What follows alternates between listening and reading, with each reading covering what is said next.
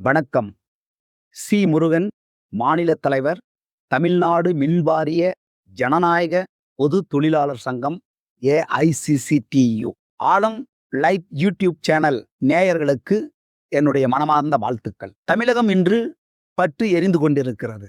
இன்றைய தேதி 12/6/2026. இன்று வரை தமிழகத்தில் ஒற்றை கோரிக்கைக்காக அனைத்து ஊடகங்களும் பத்திரிகைகளும் விளாசி தள்ளி கொண்டிருக்கின்றன.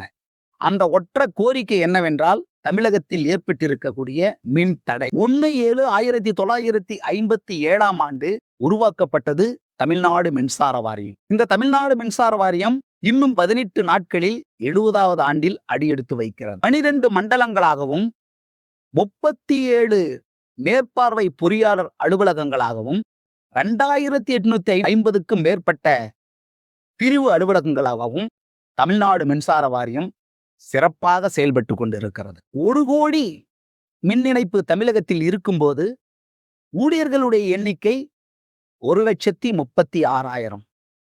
இன்று தமிழகத்தில் 3 கோடி மின் இணைப்புகள் உள்ளன. மின் மோட்டார்களுக்கு 13 லட்சம் விவசாயிகளுக்கு இலவச மின்சாரம் வழங்கி கொண்டிருக்கக்கூடிய ஒரு துறை. அதேபோல் ஏழைகள், தாழ்த்தப்பட்ட மக்கள், பழங்குடிய மக்கள், அனைத்து சமூகத்தின் ஏழை மக்கள், அவர்களுக்கு குடிசை விளக்கு, ஒத்தை விளக்கு என்கிற 10 லட்சத்திற்கும் மேற்பட்ட அந்த ஒத்தை விளக்கு இலவசமாக வழங்கி கொண்டிருக்கக்கூடிய துறை மின்சாரத்துறை.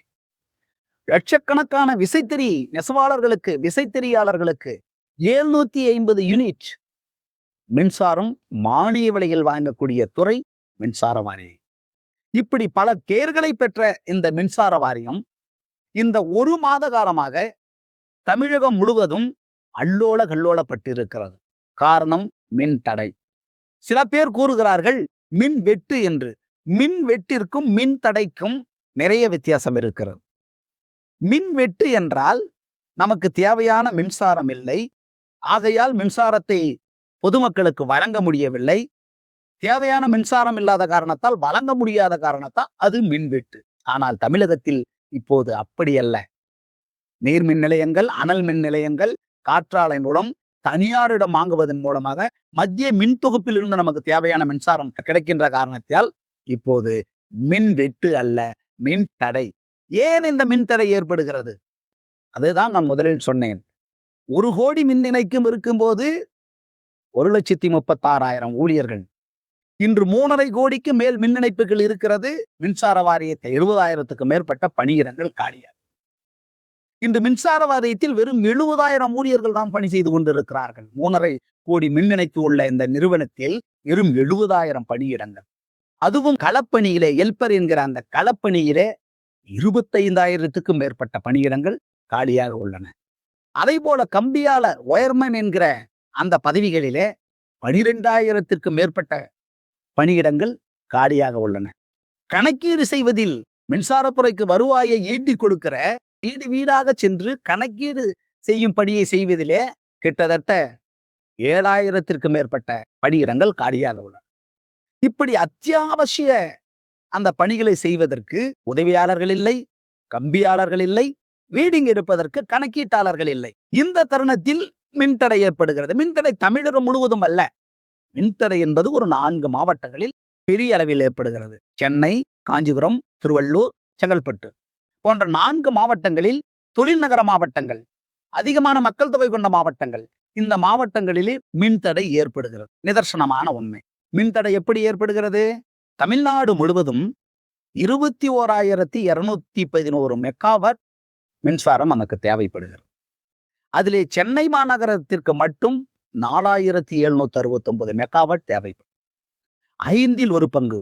ஆகையால் சென்னை, காஞ்சிபுரம், திருவள்ளூர், செங்கல்பட்டு போன்ற வளர்ந்த மாவட்டங்களில் மின்தடை இயல்பாக ஏற்பட்டு கொண்டிருக்கிறது. மின்தடை ஏற்படுவதற்கு ஒரு இடத்தில் கம்பியாளர் இல்லாத காரணத்தால், உதவியாளர் இல்லாத காரணத்தால் பொதுமக்கள் மின்வாரிய அலுவலகத்தை முற்றுகையிடுகிறார்கள், அங்கே போராடுகிறார்கள், எங்களுக்கு மின்சாரம் கிடைக்கவில்லை என்கிறார்கள். மிகப்பெரிய போராட்டம் நடக்கிறது. எதனால்? பீக் அவர்ஸ் என்கிற அந்த பீக் அவர்ஸ் மாலை 7 மணி முதல் 11 மணி வரை. சென்னை தொழில்நகரம், திருவள்ளூர் தொழில்நகரம், காஞ்சிபுரம் தொழில்நகரம், செங்கல்பட்டு தொழில்நகரம் இங்கே வேலை செய்து கொண்டிருக்கக்கூடிய ஊழியர்கள் அத்துணை பேரும் வேலையை முடித்துவிட்டு 7 மணிக்கெல்லாம் வீட்டிற்கு வந்து விடுகிறார்கள். அப்படி அவர்கள் வீட்டுக்கு வந்தவுடன் குளிப்பதற்கு ஹீட்டர் போடணும், ஏசி போட வேண்டும், ஃபேன் தேவைப்படுகிறது. அதை போல அனைத்து விளக்குகளும் எரிய வேண்டும்.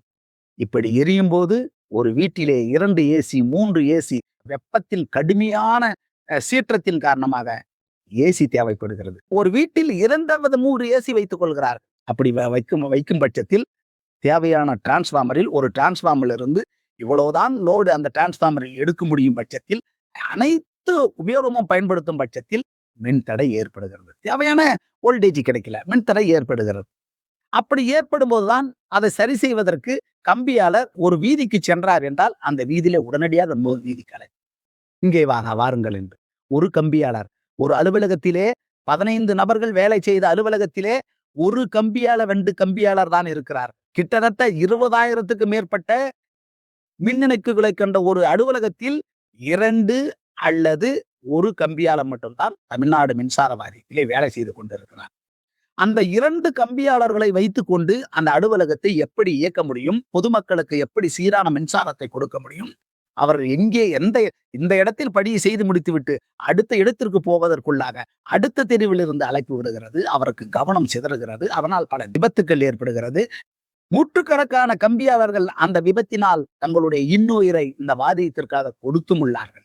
ஆகையால் களப்பணியிலே ஆட்களை நியமிக்க வேண்டிய கட்டாயத்தில் மின்சார வாரியமும் அரசும் இருக்கிறது. அந்த பீக் ஹவர்ஸ்ல இருக்கிறதுனால, அதாவது இந்த 20 ஆண்டுகளாக தமிழ்நாடு மின்சார வாரியத்தில் ஆட்பற்றாக்குறை, ஆட்களே எடுக்காத நிலை. 5 வருடங்களுக்கு முன்பு 15,000 கேங்மேன்கள் தேர்வு செய்யப்பட்டார்கள். அதிலே 9,663 பேர் பணியமர்த்தப்பட்டார்கள். அந்த கேங்மேன்களிலே பணியமர்த்தப்பட்டவர்களிலே 200க்கும் மேற்பட்டவர்கள் மின் விபத்து ஏற்பட்டு இறந்திருக்கிறார்கள். அவர்களுக்கு எந்த விதமான அரசினுடைய நிவாரணமும் இல்லை. தயவு செய்து சிந்தித்து பார்க்க வேண்டும்.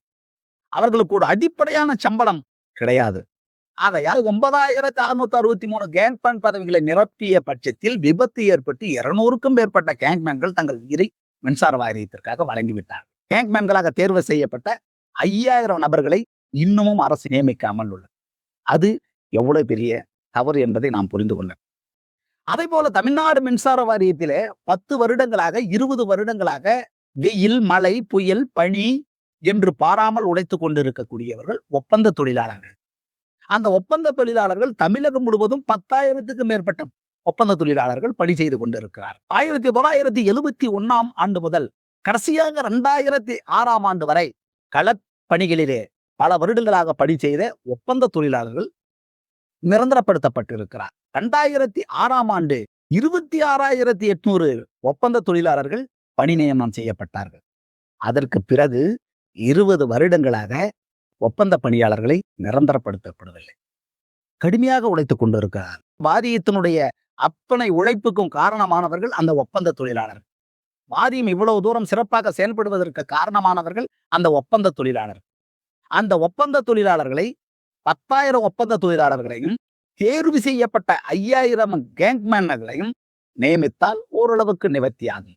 நம்முடைய மாண்புமிகு தமிழ்நாடு முதலமைச்சர் விஜய் அவர்கள் தலைமையில் தாவேகா ஆட்சி அமைந்துள்ளது. நம்முடைய மாண்புமிகு மின்சாரத்துறை அமைச்சர் நிர்மல்குமார் அவர்கள் மின்சார வாரியத்திலே 70,000க்கும் மேற்பட்ட பணியிடங்கள் காலியாக உள்ளன என்று சொல்லி இருக்கிறார்.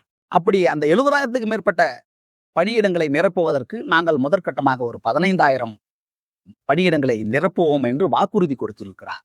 நல்ல செய்தி, வரவேற்கத்தக்க செய்தி. மாண்புமிகு மின்சாரத்துறை அமைச்சர் நிர்மல்குமார் அவர்கள் தன்னுடைய முயற்சியின் காரணமாக அவர் அப்படி கூறியிருப்பது உண்மையிலேயே மட்டற்ற மகிழ்ச்சி ஏற்படும். அதற்காக அவரை பாராட்டியே ஆக வேண்டும். ஆகையால் முதல்ல அவர்கள் தலையிட்டு, மாண்புமிகு தமிழ்நாடு முதலமைச்சர் விஜய் அவர்கள் தலையிட்டு இந்த பிரச்சனைக்கு, மின்தடைக்கு உடனடியாக தீர்வு காண வேண்டும். ஒரே காரணம் ஆட்களை நியமிக்காததுதான் ஒரே காரணம். ஆட்களை நியமித்திருந்தால் ஒரு வீதியில் மின்தடை ஏற்படுகிறது என்றால் அந்த வீதிக்கு பொறுப்பான ஒயர்மேன் இருந்தால் அவர் உடனடியாக செய்யப்படுவார். 30 வீதி 40 வீதிக்கு ஒரே ஒயர்மேன் இருந்தால் அவரால் எப்படி பணி செய்ய முடியும்? பொதுமக்களாகிய நாம் அத்தனை பேரும் சிந்திக்க வேண்டிய தருணம். ஆகையால் ஆட்களை நியமிக்க வேண்டும். தமிழ்நாடு மின்சார வாரியத்துக்கு என்று ஒரு பாரம்பரியம் இருக்கிறது. 2011 ஆண்டு தானே புயல் 88,000 கம்பங்கள் சாய்ந்தன.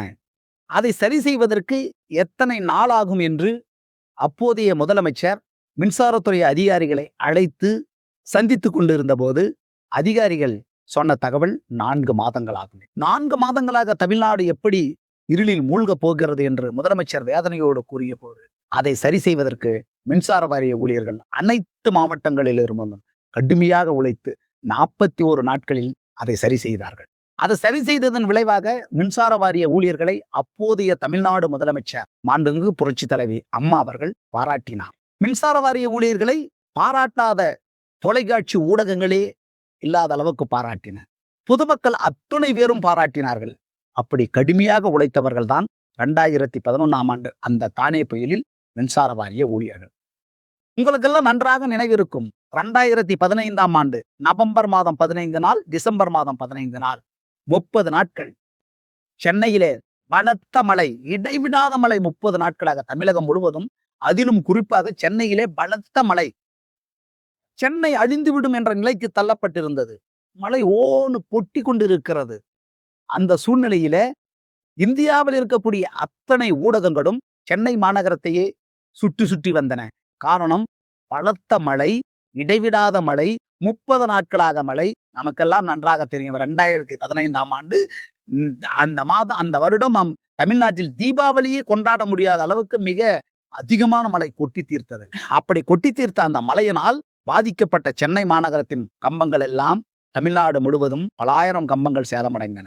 ஒரே வாரத்தில் மின்சார வாரிய ஊழியர்கள் அதை சரி செய்து மீண்டும் இயல்பு நிலைக்கு மின் விநியோகத்தை கொண்டு வந்து சேர்த்தார்கள். அதே போல 2016ஆம் ஆண்டு வர்தா புயல். சென்னை மாநகரம் இருளில் மூழ்கியது. ஒரு வார காலமாக மின்தடை ஏற்பட்டது. தமிழகம் முழுவதும் இருந்து வந்த 5000 ஊழியர்கள் கடுமையாக உழைத்து சென்னை மாநகரத்தை இருளில் இருந்து மீட்டெடுத்து தந்தார். அதை போலதான் 2017ஆம் ஆண்டு நமக்கெல்லாம் நன்றாக நினைவிருக்கும் ஒக்கி புயல். அந்த ஒக்கி புயல் 11 நாட்கள் கடுமையான மழை, இடி, மின்னல், கடுமையான மழை. கன்னியாகுமரி மாவட்டம், விருதுநகர் மாவட்டம், தூத்துக்குடி மாவட்டம், திருநெல்வேலி மாவட்டம் போன்ற மாவட்டங்கள் தண்ணீரில் தத்தளித்தன. மழை நின்றவுடன் மின்சார வாரிய ஊழியர்கள் ஒரு வாரம் அந்த தென் மாவட்டங்களிலே தங்கி உடனடியாக மின்சாரத்தை சீர் செய்து கொடுத்தார்கள். இதை செய்தவர்கள் யார்?